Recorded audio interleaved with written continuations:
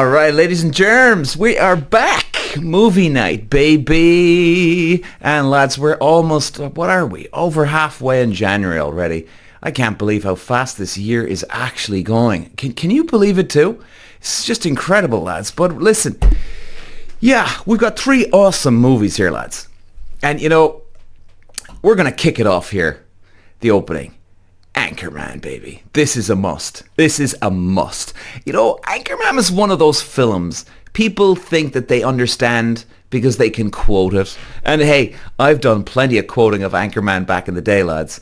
And that's usually a sign that we don't understand the movie. Because Anchorman isn't funny just because it's random.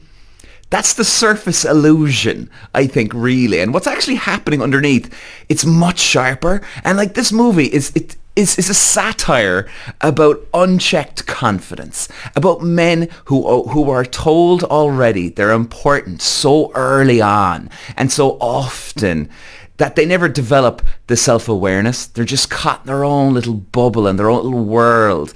And then you got Ron Burgundy, isn't a parody of journalism and journalists. He's a parody of people who've never been questioned, which makes it hilarious. And the reason Anchorman still lands 20 years later, lads, that's right, 20 years later. I can remember watching this movie. It's unbelievable. This world, we still have Ron Burgundies everywhere. Different suits, yeah. Different mustaches, yes. Different industries, same energy. And the film opens by showing us a universe where, like, Ron reads what he's given. I mean, it's just unbelievably hilarious. Ron smiles, Ron gets the applause, and nobody asks, like, is he actually really any good? Like, he's shocking, and that's the joke, and it's not silly.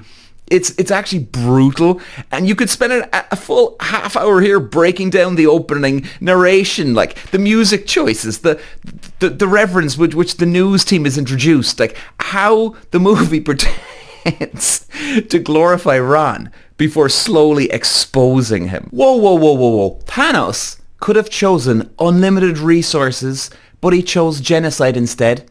Why didn't he just put KY on his glove while he was at it? Man, what an asshole. Core conflict of Anchorman, lads, is Ron versus Veronica. It's the visible conflict. Like, the real conflict is status versus competence, really. Ron believes he deserves his position because he's always had it. He's one of those guys, right? Veronica believes positions are earned. Fair point. And then that difference is about enough to destroy the whole, what would you call it, ecosystem. And like what Anchorman nails is how fragile male status becomes when it's challenged by actual ability. Haven't we all seen this in our lives? Ron isn't angry because Veronica is ambitious. No, he's angry because her ambition exposes that his success required none. And that's the beauty of it. And the film never frames Ron as evil. You know, it's a great comedy, which is why it works. Will Ferrell is awesome in this movie. And he's not sabotaging her because he hates women. He's sabotaging her because the system trained him to think, this is all mine, baby. Anchorman is about what happens when the identity is built on applause. You get carried away with the ego, you know? Take the applause away, he's done for. And each member of the Channel 4 news team, it's like they represent a different failure mode. Like, I mean, that's the wonderful thing. You got Ron, like what would you call it? The entitlement masquerading as the guy in charge, the authority figure. Then you've got like Brian, vanity mistaken for charisma. I think that's probably sums him up perfect. Then you got Champ, tradition confused with wisdom. And then Brick, pure incompetence that somehow fucking survives, man. And then the brilliance is that none of them question their place and they don't defend their roles because they don't know they need to. Brick, like, is especially important, I think. Brick is not funny because he's stupid. Brick is funny because nobody removed him from a position of influence. And that's the joke. Anchorman is saying, well, look, lads, if we reward the system rewards confidence instead of competence, Brick gets the airtime. Jack could have easily fit on that large bit of timber right next to Rose, lads, in the water. Seriously? She just needed the leg room. I think that's what Jack was trying to do for her. Prick-teasing slut. Now, as Anchorman escalates, the humour does get bigger, and it gets tighter too, lads. The street fight scene is just the perfect example, and it's so good, lads. On the surface, absurd weapons, mascots, chaos. It's almost like watching a Marvel movie, and you see all the superheroes formed together. You're just like, whoa, what in God? And underneath, a bunch of men defending their status instead of their skills, you know? And nobody in that fight is protecting journalism. It's all about their identity, their ego, their fragile ego. And that's why the escalation does make sense. When the confidence is challenged, entitlement doesn't self-reflect, it attacks sideways. And the movie, it keeps rewarding Ron's confidence until suddenly it doesn't. Just like that. Click of a finger, lads. And that's when panic sets in. And the emotional climax of Anchorman is Ron's fall. And it's so effective because the movie let him believe his own myth for so long, and then the audience did as well. And when Ron finally loses his job, his platform, his identity, there's no heroic speech. There's confusion. That's accurate, I guess. And people who mistake confidence for competence are never prepared for the irrelevance. This is exactly why Tom Cruise would never survive this film, lads. Too much chaos, not enough choreographer running. Anchorman lasts because it tells an uncomfortable truth. Like, a lot of people rise early, not because they're good, but because nobody challenged them soon enough. It's so true. Ron Burgundy, he ain't the villain. He's the result of applause without evaluation, status without scrutiny, really, that's probably the word, and confidence without accountability. And the film doesn't punish him, it corrects him. And that's why the ending works. Like, it's not redemption, it's kind of recalibration, and the moustache stays, like, the ego shrinks. That's growth, man. Accidental, messy, reluctant growth. So guys, you definitely have to see Anchorman. It's an hilarious comedy. It's not random. It's a warning disguised as stupidity. I think that could be a really good way to explain it. Confidence gets you noticed, yeah, sure, but the competence can keep you there. That's what it keeps you there, sorry. And Ron Burgundy had the first one. And the film asks the questions most people avoid. What happens when the applause stops? Oh, lads, Anchorman does it in a hilarious way. Okay, here we go with the next movie, lads. Step Brothers. This is so good. People talk about Step Brothers like it's kind of loud stupidity. And it is, and it isn't. Like, Step Brothers is one of those most accurate films ever made about men who missed a development window and never went back to it. That's kind of... This isn't about immaturity in a fun way. It's about, like, emotional freeze frame. Brennan and Dale, I nearly had a brain fart there. They're not idiots. They're unfinished, and they're trapped in that kid bubble. And that's why the movie hits so hard, because it asks a question, I guess. Some people say, like, what happens when adult arrives and you're not ready? And I think in weird ways, we can all relate to the two of them. In many ways, we all want to be that child again. You know, we all want to just have no responsibilities for a while. I mean, the joke is Step Brothers. It's not that they're childish. The joke is that the world kept allowing it. Come on, baby, let's go. Let's keep doing this script, Peter. It's terrible writing, but it's good. Talk to me, Goose. Now, the central conflict of the two lads in this, it ain't about really the two lads. It's kind of territory. Two men who built their entire identity around being the only child, suddenly to having to share space now, share the attention between the parents, and then share the authority figure. And neither one has the emotional tools to do it. And that's what makes it so lopsided, sideways comedy. So, like, the lads regress and they get violent. And this is what happens when adults don't know how to negotiate status, I guess. And then they revert to childhood rules.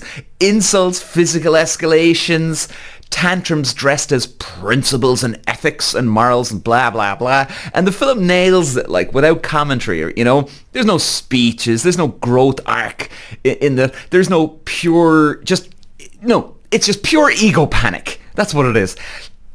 And Step Brothers is saying, you didn't grow out of this. You just learned to hide it better. Now, the real key, the ticket to the chocolate factory here, lads, is the parents. Like, they're the wizard behind the curtain in this one. Like, the parents, they're the geniuses of this movie because they're not villains.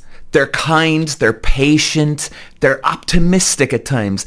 And they've accidentally enabled just decades of delay, and they just didn't know where to go with it. And it's, what is it, Robert and Nancy. Another brain fart here, lads. Robert and Nancy, they represent like a generation that did believe that encouragement can fix everything. And confrontation is mean. Time will sort it all out. Time will heal all wounds, so to speak. Or, in a good way, it will get the person to a real go-get-'em tiger moment. But the time doesn't fix the avoidance. It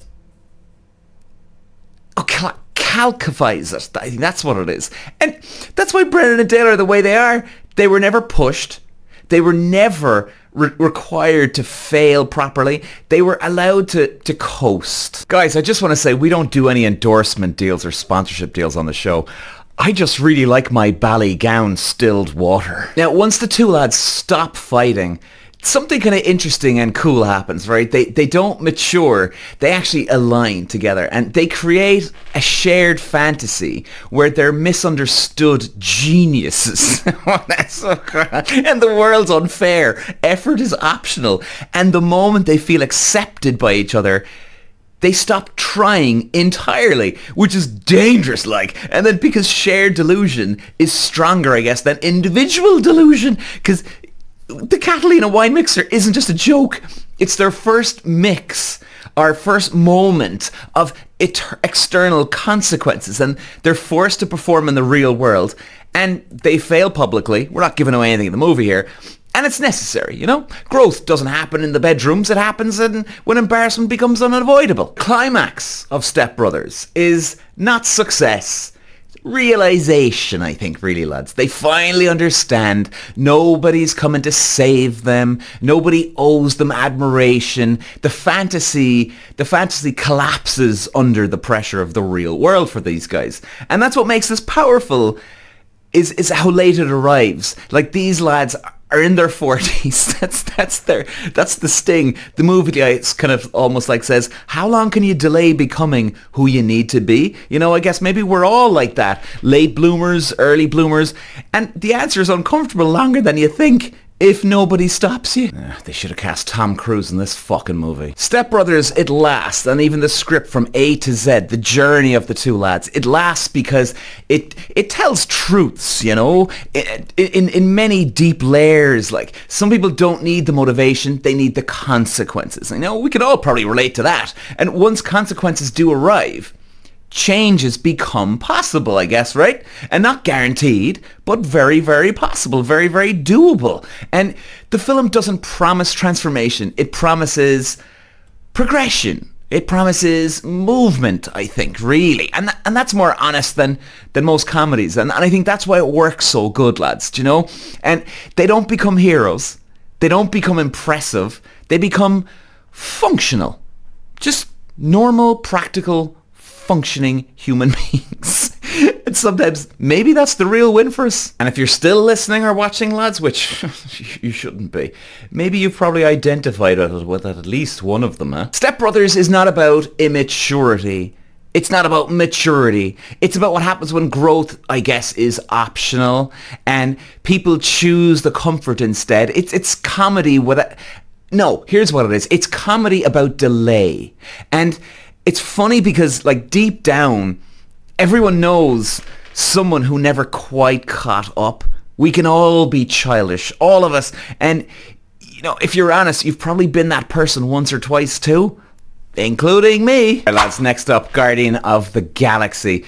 This movie should never have worked. It really shouldn't have. On paper, it's ridiculous. Talking raccoon, walking tree, weird Marvel characters, and a lead who dances instead of brooding, and he's just a complete dumbass at times. And yet it didn't just work. Like, it reset the tone of the entire Marvel universe. I mean, this really just, it just catapulted a lot of these Marvel movies that were kind of losing their bit of heat and traction, you know? And it was brilliant, like, because Guardians understood something Marvel didn't fully crack yet. People don't need heroes who were perfect.